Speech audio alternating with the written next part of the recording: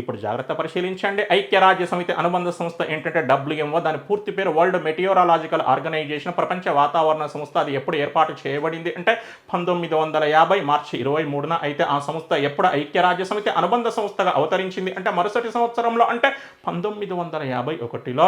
ఆ సంస్థ 2025 మార్చి 23న 75వ వార్షికోత్సవాన్ని జరుపుకుంది. ఆ సంస్థ రెగ్యులర్గా విడుదల చేసేటువంటి ఒక నివేదిక, ఒక రిపోర్ట్ ఏంటంటే state of the global climate 2024 సంవత్సరానికి సంబంధించిన ఈ నివేదికను ఇటీవల, ఎగ్జాక్ట్గా చెప్పాలి అంటే 2025లో విడుదల చేశారు.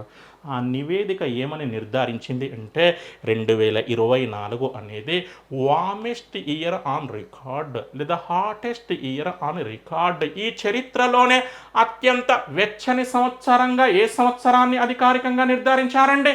2024ని.